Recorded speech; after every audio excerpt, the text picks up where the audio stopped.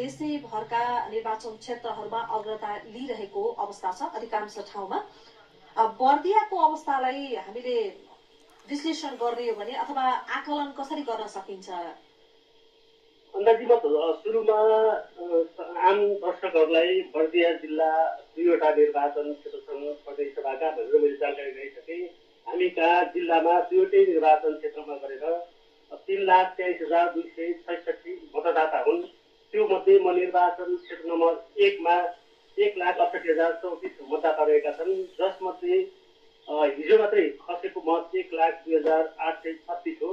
61.19% मत चाहिँ निर्वाचन क्षेत्र नम्बर 1 मा खसेको छ भने त्यसै गरी क्षेत्र नम्बर 2 मा 1,55,232 मतदाता हुन्।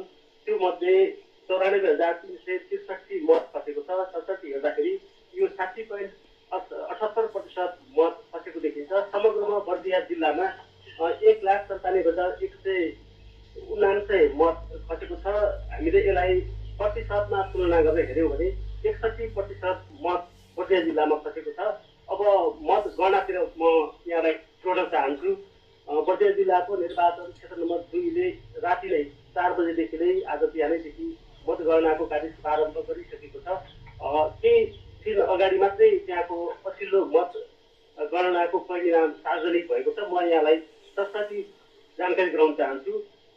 सूर्यबाट विमला विक उठ्नुभएको, उहाँको नेकपा एमालेबाट सूर्य चिन्ह दिएर उहाँले 197 मत प्राप्त गर्नुभएको छ भने त्यसै गरी रुख चिन्हबाट किशोर सिंह राठौर हुनुहुन्थ्यो नेपाली काङ्ग्रेसबाट, उहाँले 567 मत प्राप्त गर्नुभएको छ भने त्यसै गरी तारा चुनाव चिन्हबाट नेपाली कम्युनिस्ट पार्टीबाट सुरेश पन्त हुनुहुन्थ्यो, उहाँले 519 मत प्राप्त गर्नुभएको छ भने त्यसै गरी राष्ट्रिय स्वतन्त्र पार्टीको कुरा यहाँले गरिसक्नुभयो। बर्दिया जिल्लाको निर्वाचन क्षेत्र नम्बर 2बाट पनि रासोपाले लिड गरिरहेको अवस्था छ।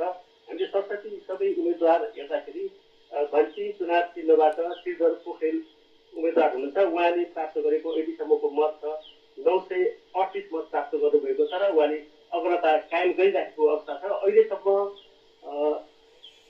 2,575 मत गणना भइसकेको छ भने कुल सदर मत 2,469 रहेको थियो भने कुल बदर मत 106 रहेको छ। अन्दाजी तपाईँले पनि पक्कै भनिसक्नुभयो। बर्दिया जिल्लाबाट पनि निर्वाचन क्षेत्र नम्बर 2 लाई हामीले अहिले मतगणना सुरुदेखि अहिलेसम्मको नतिजा हेऱ्यौँ भने राष्ट्रपा चुनाव चिन्ह घन्टीले चाहिँ अग्रता कायम गरेको अवस्था छ।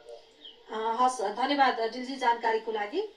बर्दियामा 2वटा निर्वाचन क्षेत्र छ। निर्वाचन क्षेत्र नम्बर 1 मा अहिले सर्वदलीय बैठक बसिसकेको